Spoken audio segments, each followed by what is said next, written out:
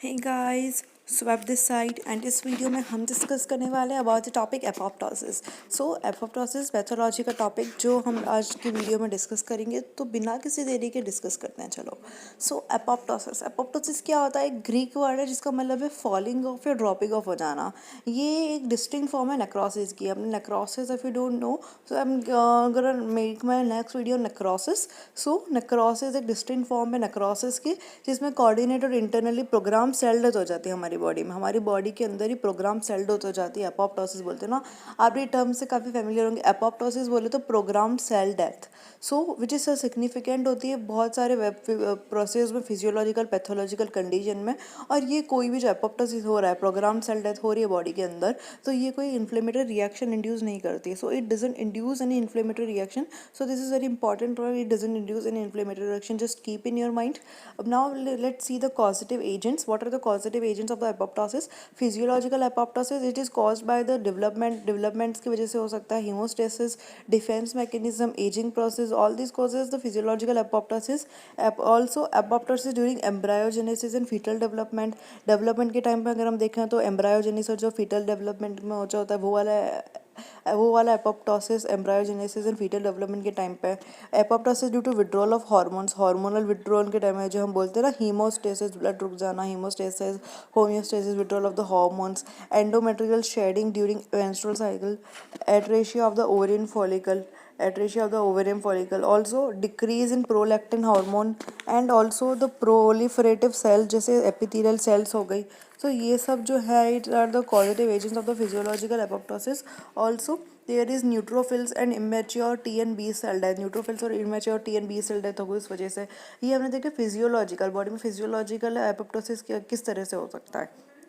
हम देखते हैं पैथोलॉजिकल, कोई पैथोजन की वजह से. पैथोलॉजिकल एपोप्टोसिस जैसे जो न्यूट्रोफिल्स और लिम्फोसाइट्स है वो कंप्लीटेड हो जाते हैं, their function in inflammatory are moved by the apoptosis. मान लो जो न्यूट्रोफिल्स और लिम्फोसाइट, बॉडी में कोई एंटीजन आया, उसके अगेंस्ट किसी न्यूट्रोफिल्स लिम्फोसाइट ने वर्कआउट किया. सो वर्कआउट करने के बाद वो कंज्यूम्ड जब हो जाएंगे, तो वो जो कंज्यूम्ड हो गए ना, कंप्लीट खत्म हो गए, अब वो जिन्होंने अपना काम कर लिया है इन्फ्लेमेशन में, वो बेसिकली रिमूव्ड हो जाते हैं. वो रिमूव किससे होंगे? एपोप्टोसिस के प्रोसेस से, मतलब प्रोग्राम सेल डेथ. वो उन्होंने अपना काम कर लिया, अब वो मर जाएंगे. That is program cell death. उसके अलावा रेडिएशन और जो कीमोथेरेपी होती है, ये भी कॉज करते हैं एपोप्टोसिस को बाय एक्टिवेटिंग T53. जो रेडिएशन हो रही है आपकी यूवी रेज और ये डिफरेंट रेडिएशन और जो कीमोथेरेपी बेसिकली एक रेडिएशंस आती हैं, कीमोथेरेपी जो होती है, जो प्रोसेसेस होते हैं, ये एपोप्टोसिस करते हैं, मतलब सेल की डेथ करते हैं, program cell death, by activating T53. जो T53 है बॉडी में, उसको एक्टिवेट करते हैं जो एक ट्यूमर सप्रेसेंट जीन है. जो ट्यूमर सप्रेसेंट जीन T53 है, ये उसको एक्टिवेट कर देते हैं और ultimately their causes the program cell death, that is apoptosis. Also in cancer patients, cancer formation जो होता है, जब कैंसर बनता है, जो T53 जो ट्यूमर सप्रेसर जीन है वो म्यूटेटेड हो जाता है और उसकी अपने पावर खो देता है कि वो एपोप्टोसिस नहीं कर पाए, मतलब उसकी सेल डेथ नहीं है. कैंसर वही तो होता है कि आप बोलते हो ना, एक नॉर्मल सेल की प्रॉपर्टी होती है, नॉर्मल सेल्स की मतलब वो डिवाइड करते, इतना डिवाइड नहीं करते नॉर्मल सेल्स, जबकि contact inhibition, they have a property of the contact inhibition. Meanwhile जो कैंसरस सेल्स है, they lack that property of the contact inhibition. आपने 11th-12th में पढ़ा होगा this things. And because of this excessive growth, इसमें क्या हो रहा है कि T53 जो है, जो बेसिकली ट्यूमर को, मतलब जो एक्सेसिव ग्रोथ को सप्रेस कर रहा है वो जीन, वो उसके अंदर म्यूटेशन हो जाएगा. अगर वो एक्सेसिव ग्रोथ के अंदर ही म्यूटेशन हो जाएगा, मतलब ग्रोथ होती जाएगी, मतलब एक्सेसिव ग्रोथ के अंदर म्यूटेशन हो रहा है, और अल्टीमेटली क्या हो रहा है, प्रोग्राम सेल डेथ नहीं हो पा रही वहाँ पे. सेल डेथ नहीं हो पा रही, मतलब कि सेल्स बढ़ती जाती है और एक ट्यूमर बन जाता है वहाँ पे. फर्दर ये फेवर करता है सेल सर्वाइवल में एंड ऑल्सो कैंसर फॉर्मेशन में. एग्जाम्पल ब्रेस्ट कैंसर, जहाँ पे बहुत सारी अंदर सेल बढ़ती जाती है, मल्टीप्लाई होते जाती है. फिर उसके अलावा आता है लॉस ऑफ न्यूरॉन्स. न्यूरॉन्स का लॉस हो जाता है due to through apoptosis is known to cause the neuro degenerative diseases. For example अगर न्यूरॉन्स जो है वो लॉस हो जाएंगे एपोप्टोसिस, प्रोग्राम सेल डेथ हुई और न्यूरॉन्स के लॉस हो गया, तो इसकी वजह से न्यूरो डिजनरेटिव डिजीज हो जाएगी. For example spinal muscular atrophy. For example, what is this? Is spinal muscular atrophy. Also other pathology example, these in viral diseases, damage cell deletion, Also in low dose injury by healing by heat and radiation and drugs. Low dose injury by the heat, radiation and drugs. After that if we come to the morphological changes, so no inflammatory reaction, कोई inflammatory reaction नहीं होती. Morphological changes हम देखें तो कोई inflammatory reaction नहीं होती है. श्रिंकेज हो जाता है सेल्स का with which dense cytoplasm also and normal organelles. There is a single cell और अ फ्यू सेल्स इन्वॉल्व होते हैं इसके अंदर. क्रोमेटिन जो होता है, क्रोमेटिन का कंडेंसेशन देखने को मिलता है. जो वो न्यूक्लियर होता है, न्यूक्लियस का ब्रेक डाउन होने लगता है फ्रेगमेंट्स का. एक न्यूक्लियस है वो मल्टीपल फ्रेगमेंट में ब्रेक डाउन होने लग जाता है. साइटोप्लाज्म में जो है it shows the bleb formation and eosinophilic condition, membrane condition आपको देखने को मिलती है. एपोप्टोटिक बॉडीज बनने लग जाती है. फेगोसाइटिस देखने को मिलता है of the apoptotic bodies by the macrophages.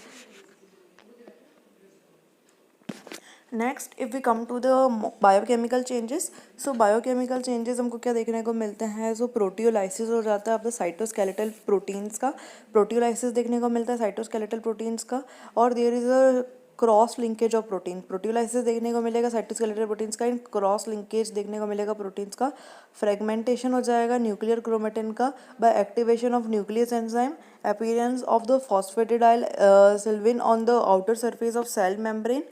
Also early recognisation by macrophages on the phagocytosis. कुछ एपोप्टोसिस में हमको there is appearance of the adhesive glycoprotein. Adhesive glycoprotein का भी अपीयरेंस देखने को मिलता है कुछ एपोप्टोसिस के अंदर आपको.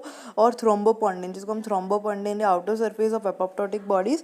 सो आप इस तरह से देख सकते हैं कि किस तरह से एपोप्टोसिस हुआ. This is a cell and this is the it like apoptotic bodies जो है उसके प्रोग्राम सेल डेथ हो गई. You can see this program cell death and this is phagocytosis. So apoptosis जो होता है consist of the condensation of the nuclear chromatin. जो nuclear chromatin है उसका कंडेंसेशन हो जाएगा और फ्रेगमेंट्स बनने लग जाएंगे into the membrane bound apoptotic body. जो मेम्ब्रेन बाउंड एपोप्टोटिक बॉडीज उस फॉर्म में फ्रेगमेंट्स बन जाएंगे और which are equal to the macrophages. So afterwards if we see the molecular changes. So molecular changes क्या होता है कि लाइसोसोम जो होते हैं, लाइसोसोम्स एंड अदर ऑर्गेनिज्म जो है वो आर इंटैक्ट. मॉलिक्यूलर लेवल पर अगर हम देखें तो अंदर लाइसोसोम्स और अदर ऑर्गेनिजम्स जो हैं वो इंटैक्ट रहेंगे. जेनेटिक एक्टिवेशन होगा by proto oncogenes and onco suppressor genes. And also the cytotoxic T cell mediated target cell killing होने लगेगी. जो साइटोटॉक्सिक जो आपके टी सेल होते हैं ना, टीसी सेल्स होते हैं, वहाँ पे टारगेट सेल किलिंग देखने को मिलेगी आपको. तो मॉलिक्यूलर लेवल पे ये चेंजेस होंगे कि लाइसोसोम और अदर ऑर्गेनिज्म इंटैक्ट रहेंगे. जेनेटिक एक्टिवेशन हो जाएगा प्रोटो ऑन्कोजीन्स का एंड ऑन्को सप्रेसर ऑन्कोजीन्स का, ये सब. एंड आफ्टरवर्ड्स हम देखते हैं कि what is the thing that is identification of apoptotic cells. आप कैसे आइडेंटिफाई करोगे कौन सी सेल जो है वो एपोप्टोटिक सेल से, मतलब प्रोग्राम सेल डेथ है वो एपोप्टोटिक सेल है. तो हम टेक्निक्स का यूज़ कर सकते हैं. तो techniques to identify and count of the apoptotic cells. तो identification and counting of the apoptotic cell जो होती है वो पॉसिबल होगी कुछ फॉलोइंग मेथड्स से. फॉर एग्जांपल आप रूटीन एच और ई स्टेनिंग कर सकते हो. आप एच एन ई करते हो ना, पिंक और पर्पल स्टेनिंग, दैट आप स्टेनिंग करते हो तो एच एन ई स्टेनिंग कर सकते हो आप. Also the staining of chromatin condensation क्या आप स्टेनिंग कर सकते हो, उससे आप आइडेंटिफाई कर सकते हो. ये सब कुछ टेक्निक्स है जिससे आप आइडेंटिफाई कर सकते हो कौन सी एपोप्टोटिक सेल और कैसे काउंट करेंगे, बताना उसको कितना अमाउंट है उसका वो बताना. और स्टेनिंग कर सकते हैं क्रोमेटिन कंडेंसेशन का बाय हीमेटोजाइलिन एंड एरिडिक ऑयल, orange dye and Feulgen stain, इनसे कर सकते हो. ऑल्सो आप फ्लो साइटोमेट्री हो सकता है to visualise the rapid cell shrinkage. Flow cytometry भी हो सकता है तो आप उसकी रैपिड सेल श्रिंकेज को विजुअलाइज करने के लिए.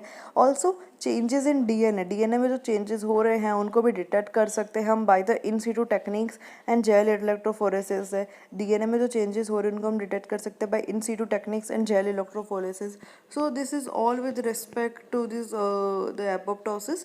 सो I hope that's clear to you. और अगर आपको एपोप्टोसिस टॉपिक में कोई भी डाउट है तो आप मेरे से पूछ सकते हैं. लाइक हमने देखा कि एपोप्टोसिस क्या होता है, dropping of program cell death होती है, इसके फिजियोलॉजिकल क्या क्या कॉजेज हो सकते हैं अंदर ही अंदर बॉडी में, किसी पैथोलॉजिकल वजह से, इस वजह से हो सकता है.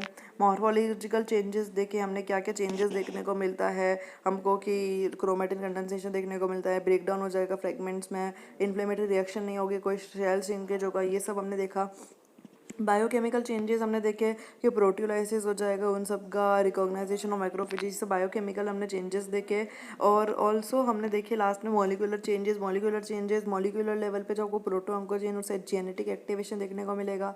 बाकी लाइसोसोम अदर ऑर्गेनिज्म जो हैं ऑर्गन्स जो हैं वो इंटैक्ट रहेंगे।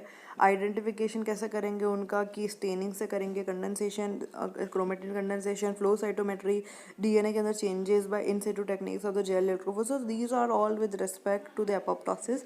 अगर आपका कोई भी डाउट्स है, कोई भी क्वेरीज है, आप मेरे से पूछ सकते हैं in the comment section. Also you can DM me on my Instagram which is linked provided in the description as well as in the about section of the YouTube. So bye bye guys, keep learning, keep studying. मैं आऊँगी फिर एक नए video के साथ।